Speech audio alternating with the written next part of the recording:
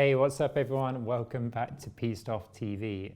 Today we're going to be doing things a little differently. We've got an interview with British freeride skier, freestyle skier, Paddy Graham. We're going to talk everything about his UK upbringing and background, to a recent trip that he went out to northern Sweden with Red Bull on, skied on some really old skis, and then obviously being Piste Off TV, we're going to geek out about ski gear, skis, bindings, boots, and everything in between. So I'm just going to shut up and let the interview roll out. Enjoy. See ya. Hey Paddy, how's it going, mate? I'm good, thank you. Thanks for having me. Yeah, no worries at all. How's I guess are you in Europe now? It's not really lockdown life, is it? I was going to say, how's lockdown life, but you escaped it. Yeah, I'm in Innsbruck in Austria, and it's pretty locked down actually. Like, you have to do anything, you have to have a test. Like they do free testing in the city, but a lot of ski resorts are closed. There's some shops open and stuff, but everything just opened up a few weeks ago, and then now as shops opened up, now ski resorts are closing. It's super weird. No, yeah. I heard the news that St. Anton was shutting recently. It's like a negative COVID test, which is less than 48 hours old, to be able to go on a ski lift. Okay. And that just puts people off going, I think. And then the ski resorts are just like, well, we can't control this, and yeah, I guess they just cut the losses. But I mean, it means that you can still go ski touring. Yeah. We were in Italy last week and riding closed ski resorts, and we just ski tour up, and it was pretty good. But now we can't go to Italy again because of new rules. Yeah. So, yeah, I mean, it could be worse. I'm based here in London, so we're pretty limited, sadly, or we're totally limited. In fact, I've just sort of cut my losses and just hoping that the Scottish, start to open their borders, or we can start to travel to Scotland at least for some Highlands ski touring and things like that. So fully fingers crossed for that come April time. But yeah, we'll just have to see. Yeah, are you part of that British backcountry group on Facebook? Yeah, you. I've been I just see photos all the time, and I'm just like, oh my god, this is like the best year that you could go to Scotland. Yeah, and you're not allowed to get there. Like, nuts. Yeah. Oh man, I could speak for years about Scottish skiing. I used to live in Fort William, so we had sort of Ben Nevis right in our shadow. And there's some amazing ski touring and steep skiing. The guys here at Empora are probably bored of me sort of banging on about Scottish ski touring and steep skiing and stuff. But it is, when you get the conditions right, and of course it's really hard to get the conditions right, but when they do come, when the stars do align, it's absolutely epic. You'll have to give it a shot. That's my dream. Yeah. Skiing in Scotland, getting it good. Have you ever skied in Scotland at all, or? I've had one day at the Nevis range. Oh yeah. And one day at the Lech. Yeah. But I guess I was like 14 or 15 maybe. And it was just white out, couldn't see a thing. Oh no. Like I said, I've been there hiking and been to dry slopes, and I love it. To ski there and like get some good skiing would be amazing. Yeah, definitely. I guess that's quite a good sort of link between to the question that I had lined up actually, and I was just you starting off telling me a bit about your background. Obviously you've got a UK Sheffield background, so I was keen to sort of dive into that. I grew up in Sheffield, and we had Sheffield Ski Village there, and I think it was between like year 6 and 7 at school, so like just going up to high school.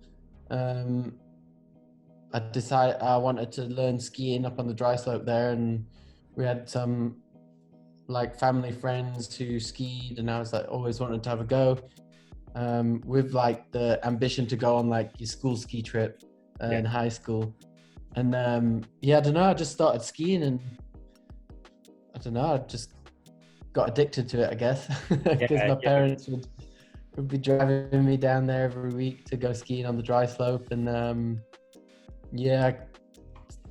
I started skiing like that, and I went on that school trip, and then I think at 14 I got picked up by a sponsor in the UK, Line Skis. They had a team, and you know, I started with them then, and they would take us around all the ski slopes, and we go to competitions and things like that. And then I ended up doing my first ski season at 16, straight after my GCSEs. Where was that? In Sheffield Ski Village in France. Ah, nice. So that's quite a low down resort, isn't it? Yeah, it is. But it was really fun, and I mean, it was. I was telling someone the story the other day.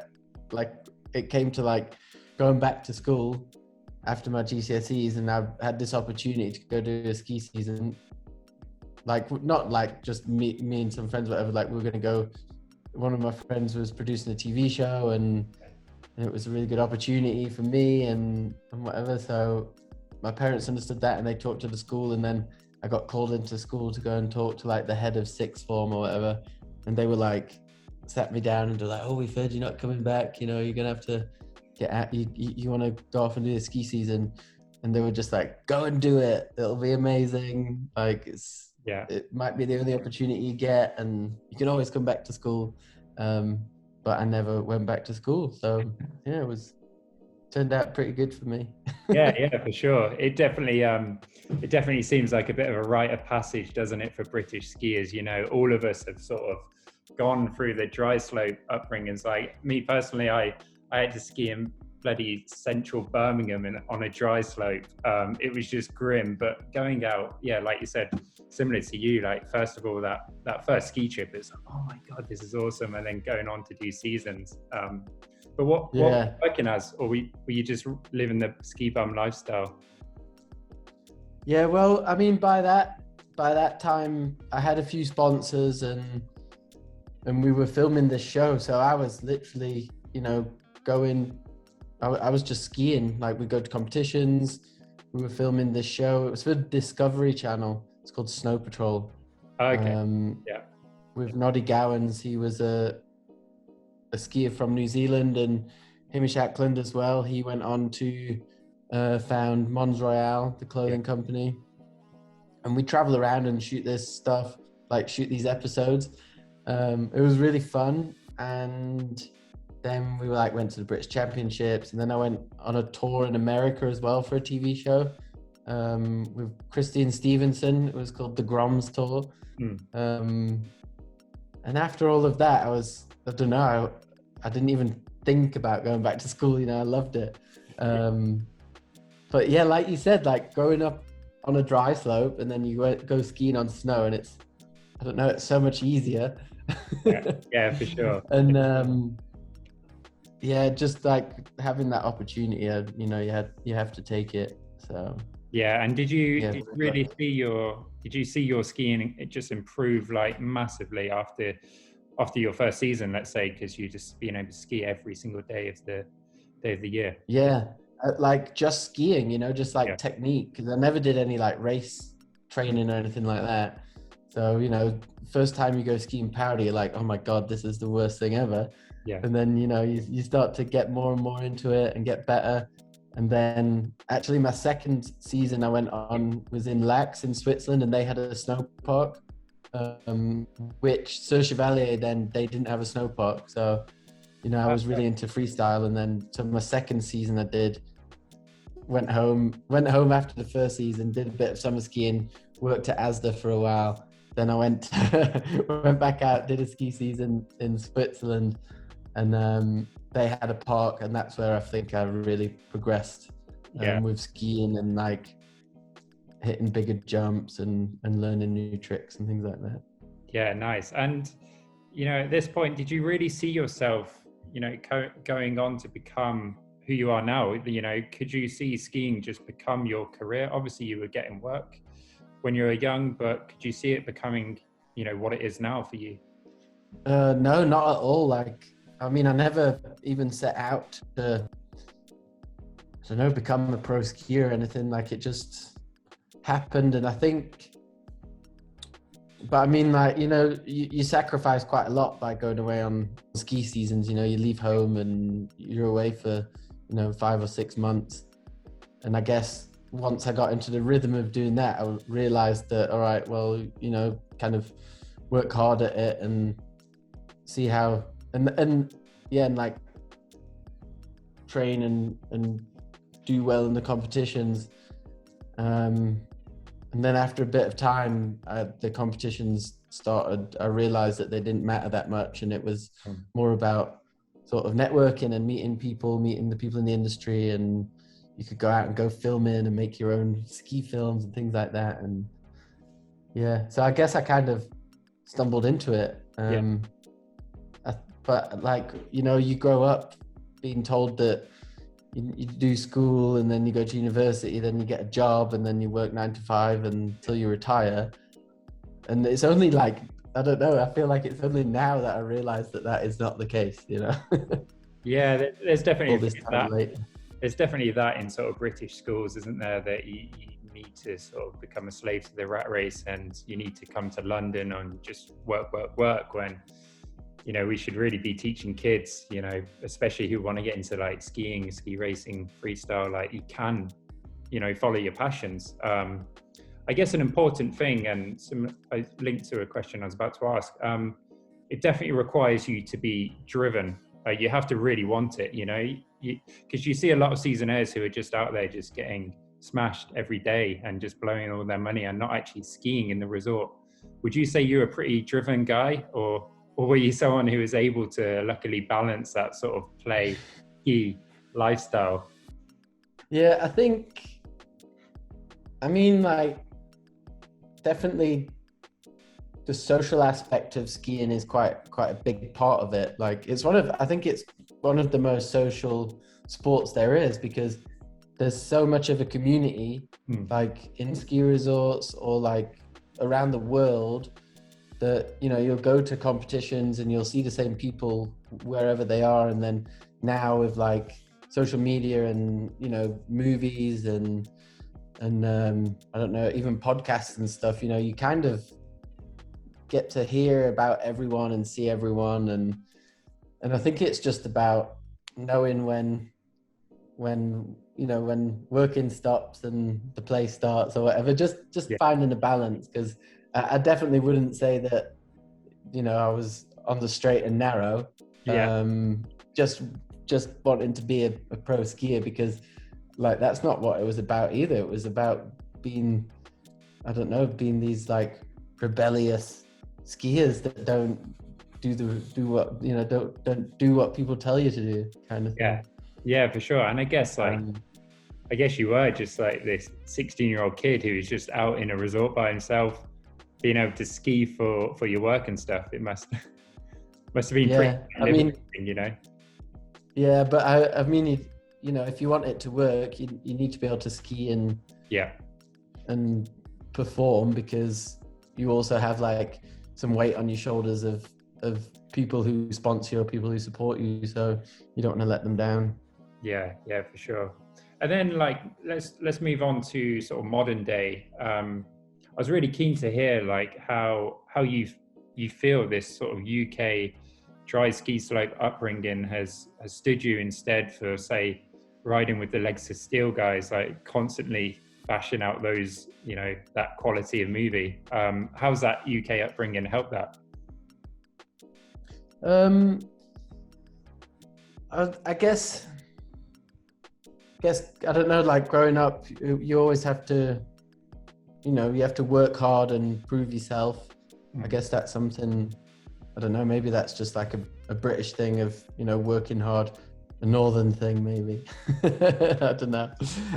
But yeah, like working hard and like doing what you want to do. Like I was always, you didn't want to let people down, like I was saying before. I think like learning to ski on a dry slope in the UK where there's no snow, there are no mountains, and then being out here in Europe with people who they learn to ski as soon as they can walk. And I sometimes think that people who have skiing on their doorstep, you know, they take it for granted a lot easier than we do coming from the UK. And yeah, when you have that opportunity, then you work at it, because when you go home, you can't have it.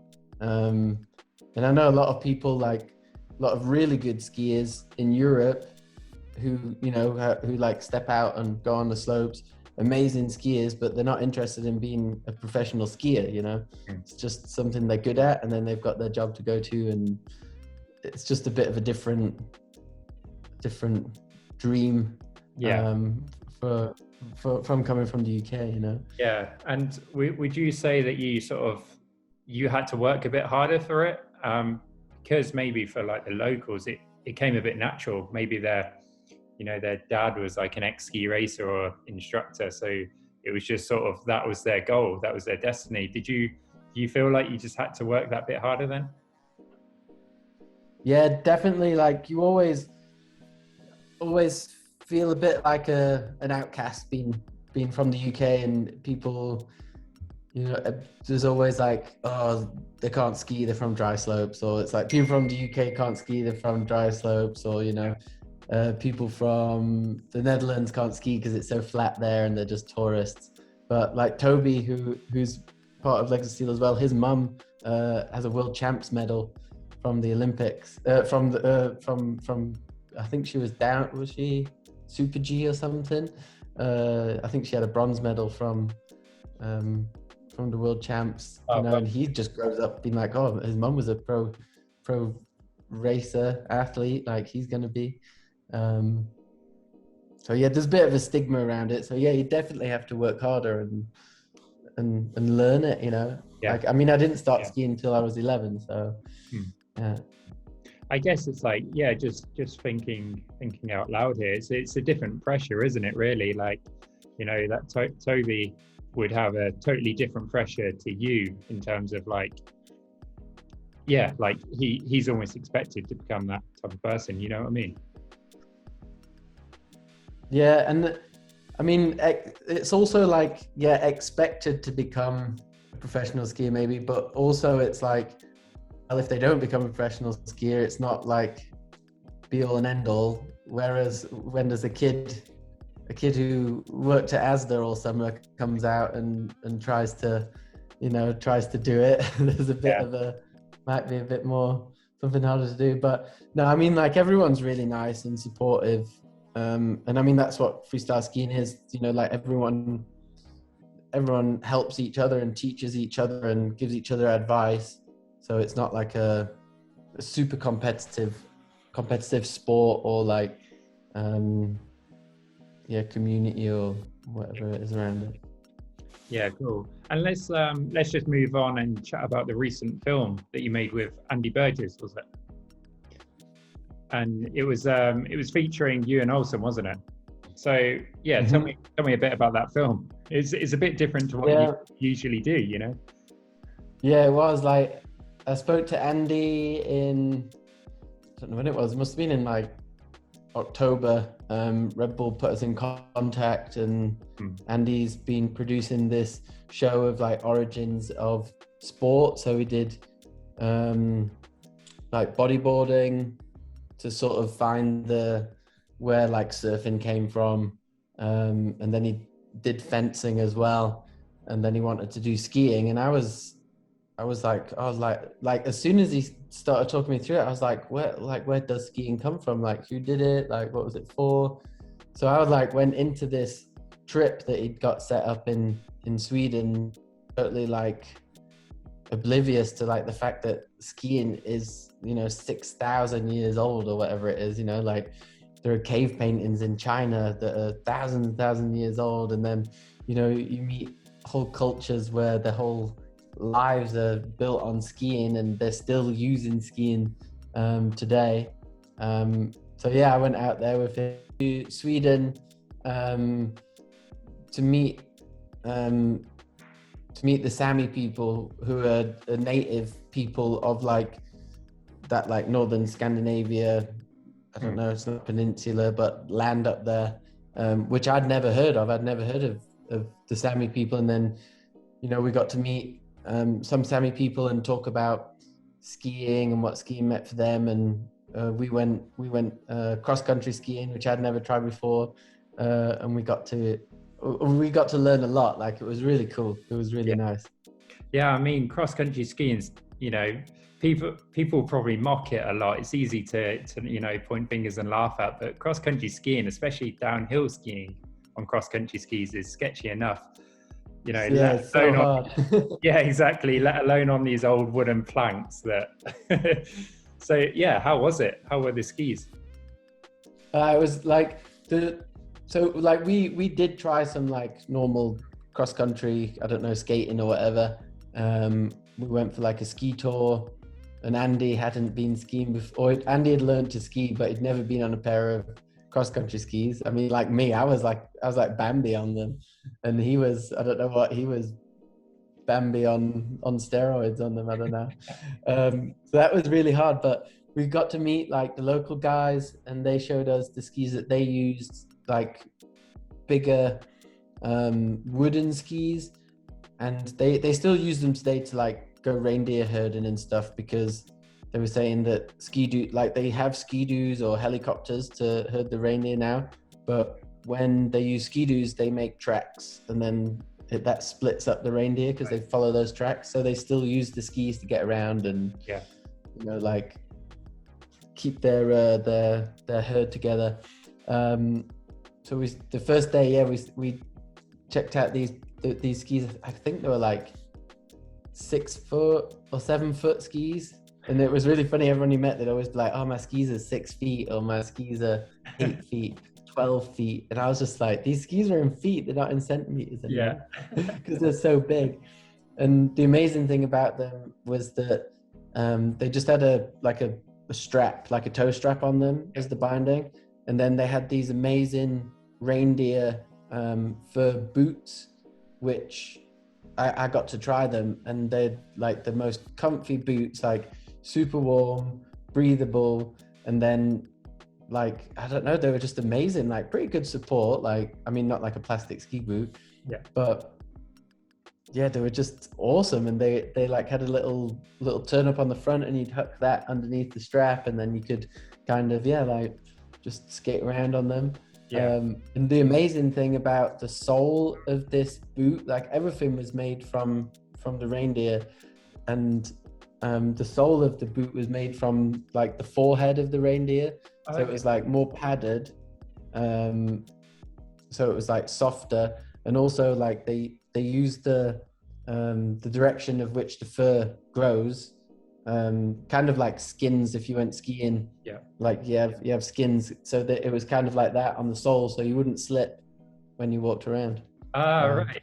And what were they using on the base of the skis? Did they have like a seal skin at all, or? No, they have. It was just another piece of. It was wood underneath, and then they did have a few grooves on there to be able to have some friction.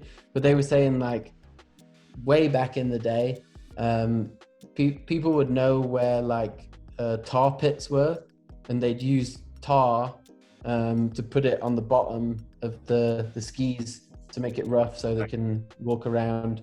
And they'd also use like tree sap or something as well. Okay, yeah, that's mad.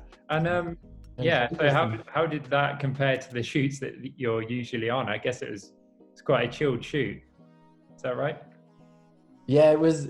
Yeah, I mean, there was no death-defying skiing or whatever, but it was really interesting, like meeting this culture and talking to people about skiing.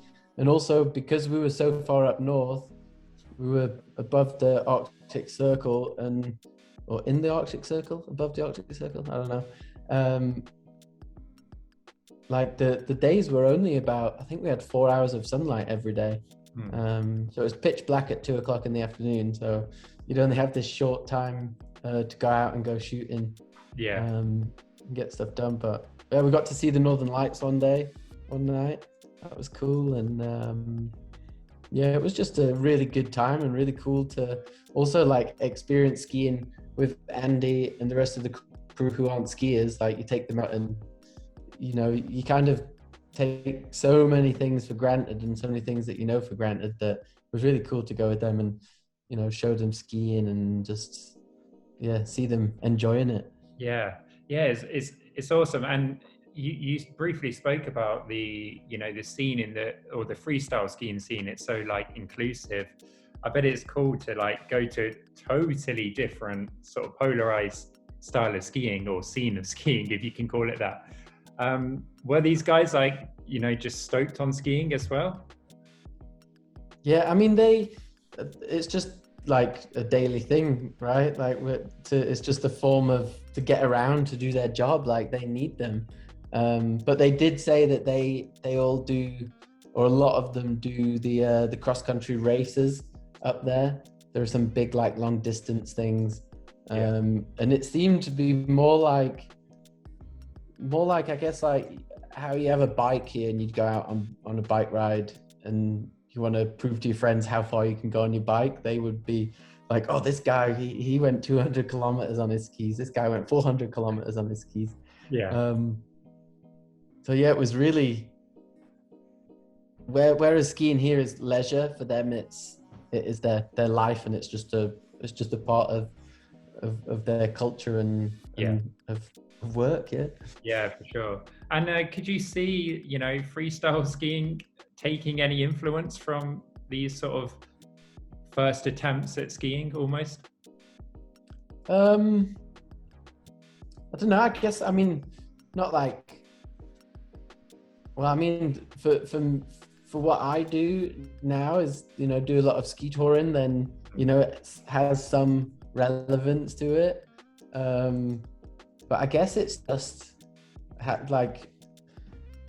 just about, you know, people, they progress their equipment over the years and stuff, and that's kind of like where skiing came from and where it is now. It's still progressing. But yeah, as a direct comparison, I guess the freestyle skiing as we know it today is a little bit more like gymnastics than it would be compared to the origins of skiing. Oh yeah, for sure, definitely. And what's the name of the film, and where can people check it out? Yeah, it's called, I think the series is called Origins, and it's on Red Bull YouTube channel, or on Red Bull TV. Jan Olsen's got a cameo in there. He knew more about cross country skiing than I did. So fair. Yeah, to anyone watching, I'll make sure I pop a little link in the comments below. I'll pin it to the comments below so you can head over and watch that film straight after. And I guess moving on from wooden skis, I'm a massive ski nerd, and this channel is sort of focused towards, you know, gear and new ski developments. And one of my favorite skis from this season, I skied it a fair bit last year, and that was a Revolt 104. And I know obviously you had a fair bit of fair influence in sort of developing and prototyping the Revolt. So yeah, I just wanted to chat to you about the Revolt, and how was it putting your experience into designing a ski, obviously with the rest of the Volkl crew? Yeah, that was like a campaign that Volkl started. I think we first started in 2017, maybe, as early as that, or maybe 2018. When did the ski come out? We started with the Revolt 121. Yeah, the wide one. So basically, for developing new skis and building new skis, we'll get a ski about almost 3 years before you can find it in a shop. And that's usually goes from like a year or a year and a half testing and developing it, and then we get the ski, and then we can film on it and produce movies on it, and then when you guys get to see that film or the finished product, then you can go into the shop and buy it. So it's kind of weird, like it's because skiing has seasons and stuff, it's really hard. Sometimes you're out filming and you want to put something on Instagram or something, and it's like, oh, we can't show anyone those skis because they're next year's graphics or things like that. But it's really interesting to be able to develop skis, because especially in that environment and like testing where there may be like 5 or 6 athletes trying skis, and everyone has different opinions and different styles of skiing. And we always go out and have maybe 6 skis to try, like different flexors or different rocker, or, you know, I don't know, different shapes and things. And then it's funny, like most of the time, everyone kind of picks the same ski. Like everyone will have a, you know, be like, oh, number 37 was good. And then someone else will be like, yeah, number 37 was good. And everyone kind of always picks the same ski. So it's really interesting. But yeah, the skiing, the process starts off with, they usually find a width of ski that you want, and you know the target group that you want to, you know, market the ski to, and then we'll try different side cuts, and then we'll try different flexors and different rockers, and go through maybe 4 or 5 different cycles of the ski, and it's just, yeah, it's really cool to be able to have a part in building something like that, and then seeing people skiing it, and then the most exciting thing for me always has been ski graphics, and we get to meet the artists who do all the graphics, and we get to see the graphics early, and we'll give our feedback on them, and yeah, it's really cool and a nice thing to be part of. Yeah, for sure. Yeah, I met the artist at ISPO actually last year, obviously. Ben. Yeah. The graphics are just sick. I don't know, maybe I'd have to really rack through my brain. I was about to say they're my favorite, but then I didn't want to, in case there's an older pair of skis that I love. But yeah, they're definitely one of my favorite pairs of skis in terms of performance. I'm talking about the 104 specifically, in terms of performance and the graphics as well. And did you, I guess obviously you don't have too much of a direct involvement in, you know, actually shaping and designing the skis, because sounded like you're given a range of skis to choose from, different flex ratings and, you know, rocker profiles and stuff. But did you go into the process knowing exactly what you wanted from a ski? I guess you would. Yeah, like, so we work, like the engineer that we work with, Lucas, he comes skiing with us quite a lot, and he knows he's sick on skis. He's out riding all the time. So going from the first ski, he teaches all about like about the construction and how things are made. So it's like the high cut of the wood core, how that affects the flex, and if they put more fiberglass in or if they put more epoxy in and things like that. And it gets pretty nerdy sometimes talking about stuff, and you can go off on a tangent thinking you know exactly what he's done, and then he's like, yeah, no, I didn't do that, that's the same as that one, or whatever. But generally, yeah, I mean, I think a lot of like the skis that I like and the rest of the team like are more playful and bit softer skis than like those traditional like hard like titanial band skis and stuff like that. So it's been interesting as well to like create the bigger the lengths of ski, and trying to keep them light and stiff without having to put the metal in them. So that's good. Something that definitely something that I loved from the Revolt. I used to ski. I always bang on about them actually, but I used to ski the old original all metal Katana from, I think it was like 2010 or something. It has some sick like dragon graphics. But anyway, that was totally flat or reverse camber, and it had this like really subtle progressive rocker in it that traveled, you know, deep into the ski. And especially getting on and sort of looking at the rocker profile of the 104, obviously it's a total different ski to the Katana. But I love seeing that very deep progressive rocker, both in the tip and the tails. You don't see it too much. Do you know if there was, do you know anything about why that was put into the Revolt at all? Well, both the 121 and the 104, like going into those skis, we said that we wanted to have camber underfoot, because the skis we had before from the chopstick, when was that? That was like 2008 or something. We had the chopstick, and they were like full rocker and great in powder, but you go on the slope on them and they're not that responsive. And Volkl always want to produce skis which they ski on the slope, and they're good skis to be on the slope, and then they also hold their performance in powder and when you're free riding. So yeah, I mean, like all of us, I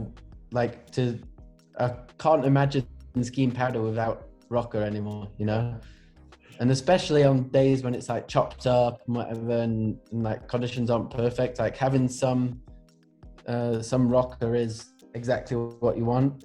And actually the 104 it has a very similar flex and rocker profile to the 121. It's almost like a little brother of it. And yeah, I don't know. I mean, it's just how the skis are these days, I think. yeah, for sure, definitely. And what's your like daily driver day to day? I guess you're just always on the 121. Most of the time 121, or when it's springtime or if I'm riding the park, then I'll use the 104. Or mountain, I use the 188. And then if I'm just riding the park, then I'll ride a 180. It's a bit softer. Yeah, it's interesting seeing you guys skiing the 104, so casually in the park. That's maybe if you think back even just 5 years ago, you wouldn't have really sort of envisioned 104 skis being just like driven daily in the park. Yeah. Do you know why that? I was talking to my friend the other day about the original Rossignol Scratch BC. I think it was like 85 centimeters underfoot, and that was a backcountry powder skiing, and the pocket rocket was 90. So yeah, that's crazy. I think it's just kind of the way skis have progressed and what you get used to, I guess. Yeah, totally. And then onto bindings. I love to also geek out about ski bindings, but obviously Marka brought out the Duke PT, which is sick binding. It's almost like the holy grail for guys like you and myself who put a bit more sort of downhill performance at the top of their buying choices. Did you have much sort of development or did you give much feedback into the PT 16? Yeah, I first saw the binding, I think when did it came? Summer was that 2000 and the summer of 2019 or the springtime I saw it. I remember we went to the offices in Penzberg in Germany, the Mark office. Me and Toby went in there, and they said we were the first people not part of the company who'd seen it. And it was just a 3D printed one. So, it wasn't like built out of any of the proper materials or anything. And we saw this binding and we were just like, okay, let's see this. And then they like showed the function and stuff. And we were, I think, a little bit skeptical at first. And then we saw some prototypes, and by the time everything came around, it shaped up into a pretty good binding, like for exactly what we need it for. Those like short approaches or like lapping a face or something like that. It's great. Yeah, yeah, definitely. I guess you're on a kingpin for sort of the longer, The more longer, the slogs. 2,000 meters and above. Yeah, yeah, exactly. Yeah. I mean, I usually, because I ski the 121 in a 191. Yeah. It's already a big ski and it's a heavy ski. So at the moment when ski resorts are closed and you have to do, maybe 1,500 meters vertical. Sometimes I'll take the Duke if I know there's something gnarly that I want to ski, where you want that downhill performance. But the days when when it's softer and it's a little less extreme, then I just put the kingpin on and get up there. I've got a pair of BMTs as well in a 109 kingpin as well, super light to go up but still quite fat to shred powder on, but like they don't compare to just skiing the revolt, the shape and the fun. Like, yeah, I love it. I was about to say the BMT is a bit of a serious shape for you. I thought you'd like to keep it yeah, it's a bit straight. Yeah. Straight and directional. Yeah. Yeah, nice. Yeah, you mentioned the kingpin, obviously. Like, I was just thinking then, it's amazing how much again, bringing it back, so maybe like 10 years ago, it's amazing how much, the binding game has developed. The fact that we're getting these hybrid bindings like the kingpin, and the kingpin was out, like 5 years ago? And it's still like, obviously they've incrementally changed it, but it's still like a sick binding. And to be fair, for like 80% of the skiers on the mountain or ski tourers on the mountain, it's the only binding they really need, essentially. So yeah. Yes, it's good. Like, I mean, thinking back 5 years ago, like I'd never even stepped into a pin binding. So yeah, it's quite amazing how far it's come. And also with the boots as well, like I've been riding the Lupo boots for a long time, and to go ski touring, and then to ski backcountry, and then I'll use the Krypton boot for days when I don't need to. And now we used to make our own.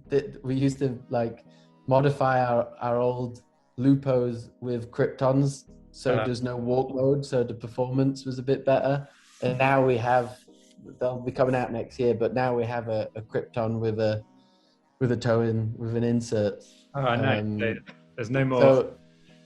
There's no more Franken. Yeah. So again, it's like uphill performance it's not exactly what you want, but for those short tours, it's great. And then you have a solid boot on the way down. I mean, it's not about weight or anything. It's about the performance, and I just wear them all the time.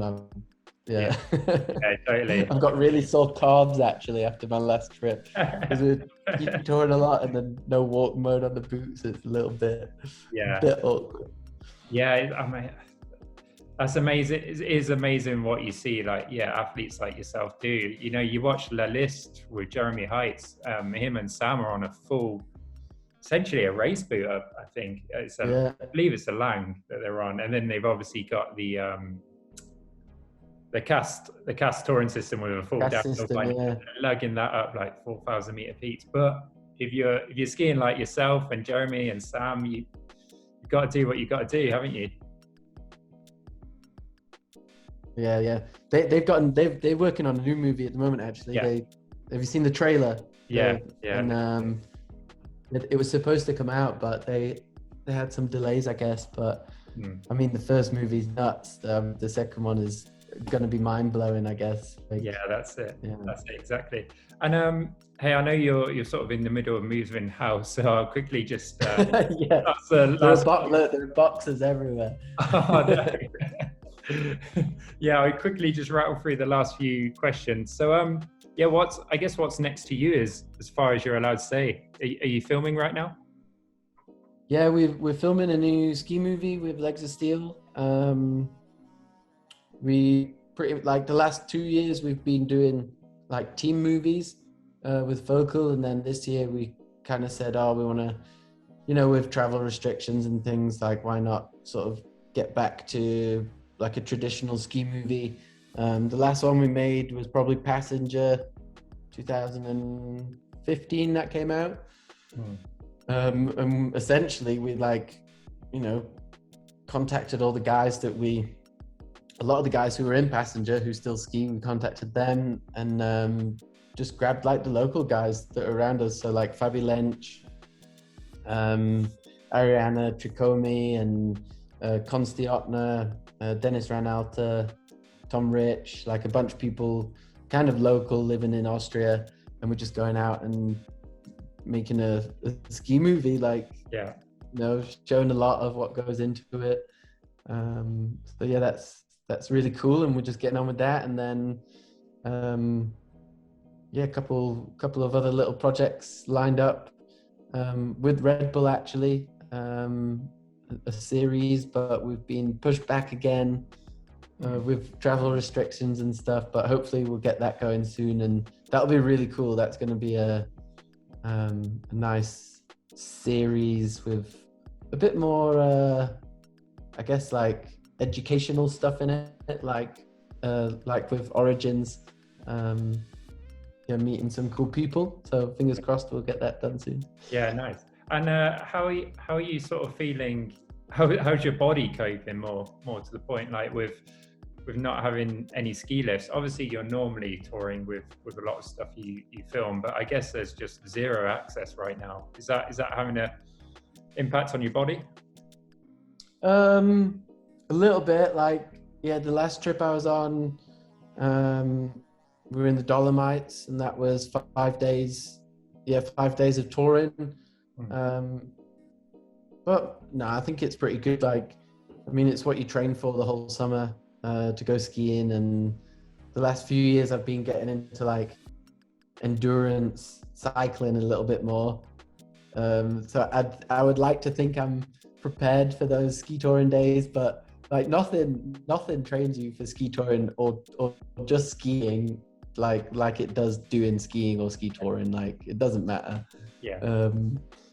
So it's just about doing it, and maybe take a couple more days off in between trips. Yeah, nice. And one last question from me. Have you got any tips for any sort of young aspiring kids from the UK, maybe even from Sheffield? Yeah, definitely. I mean, I think the biggest thing with skiing and stuff at the moment, I mean, maybe not like getting into it, because if you want to try skiing, there's so many places to try it. You know, you don't have to be out in the mountains. You can go to local dry slope or indoor dome. And I think that's, you know, you should definitely go and have a go at it. It's really fun. And then I'd say for the people who do ski and who are like the aspiring next generation, like, I think it's really important not to like start to get like bogged down or like obsessed with competition results or getting sponsors or like performance. I think it's like skiing is and still is for me is about having fun, and I ski the best when I have fun, and I think if you're one of the guys now who wants to have a good time, wants to become a pro skier, then just have fun, have a good time with your friends, and you know, don't take it too seriously, because if you're just trying to get onto a pro team, onto the Great Britain team or something, and it doesn't happen, you know, there's so much more the ski industry has to offer than being a professional skier. You know, if you just like skiing and you like art, you can become a designer, or you can start working at a magazine, or there's so much stuff to do in skiing. It's not about, you know, trying to be the best guy or trying to do this trick. You know, it's about having fun, having a good time. And if you ski, then end up out in the mountains usually. That's I think that's a really good point. You know, just keeping that passion. It's important just to keep that passion, and then you're always sort of, you know, always almost like pushing yourself, or just, you know, want to do better, and because you love it, and that's most important. It's a good point. Just do it because you love it. So yeah.